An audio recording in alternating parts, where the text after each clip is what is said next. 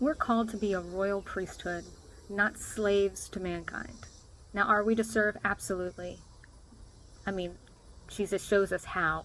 He washed the feet of the disciples. He said, that if you don't let me wash you, I'm paraphrasing, then you'll have no part of me, right? This was important. He needed to do this for them, and he served them. A king, our high priest, serving his students, like, that's a servant's heart, right? But I want you to think about what happened. Peter asked, I believe it was Peter asked him, well, then wash my whole body. And Jesus said no, because it's only your feet are dirty. See, this is how we're to serve. We serve God, not man. In the process of serving God, we serve man, right? But we're not taking our orders from the people. We're taking our orders from God. And Jesus saw that the need was for his feet to be washed. And I can spend more time on this another time. There's a lot to this part of the gospel, but I think it gives us a picture of how we're supposed to serve.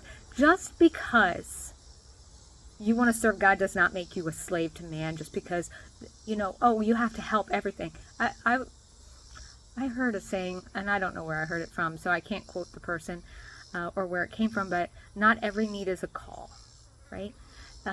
There's lots of needs out there, what you're supposed to do, how you're supposed to serve, what is needed in the situation. That requires love to discern. You have to love God first and then love your neighbor. And when you do, you start to see things differently. Just because that person needs their mortgage paid or their electric bill paid for the month doesn't mean that they just need their electric bill paid for the month. Maybe there's something else going on. And when you love someone, you really love them and you love God, and you take that to him and say, what do you want me to do in this situation? Then you're going to see real kingdom building, which is what we're supposed to do as servants. See, the problem is that in today's culture, and maybe this has been going on forever, I don't know, because, well, I just don't. But we have this idea that to serve means to almost be a slave. And we are, in a way, a slave to God when we choose. We will either serve God or this world. There is no in between. If you're not serving God, you are by default serving the world. So, yes, there's slavery, but serving someone doesn't mean you're their slave. It doesn't mean that you're beneath them. Any more than a parent making their child a meal doesn't make them their slave. That's what they need, and they can't do it for themselves, right? So we're called to be a royal priesthood. And what does royalty do? Or what should it do? I'm not saying, we see scripture and the kings and they did wicked things, but I believe, and maybe I'm wrong, but I think I'm right, that the kind of leadership that we're called to as heirs to the kingdom is to have this idea that we need to make sure everyone is taken care of. Because that's what a sovereign does. And we're his hands and feet in the world. So when we're serving, we're not their slave. We're God's slave, yes, but we're not their slave. We're helping them. But they're not dictating to us how we're going to help them. God is. So don't let anyone tell you how you're supposed to serve God in a situation.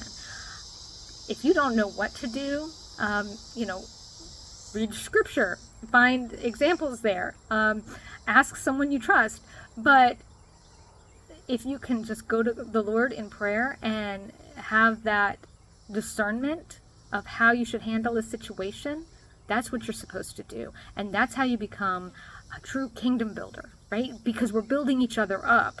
Just like we raise our children so that one day they don't need us, right? The king and the queen of a monarchy are supposed to make sure that the people are okay. That's their job, It's not about being served, it's about serving. And but having the mentality of a slave is what gets a lot of people into a very toxic and dysfunctional relationship with people.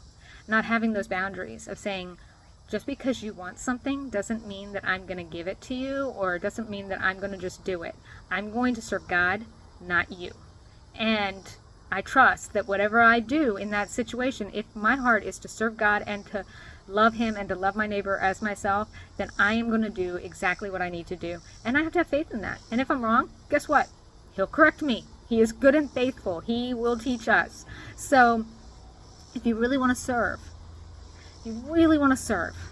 remember the harvest is great, but the workers are few. And I believe the workers are few because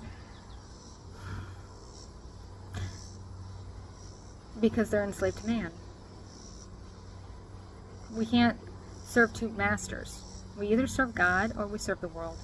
But when we serve God, the whole world is blessed by it. So be a good servant and also a royal priest, which is what we're called to be.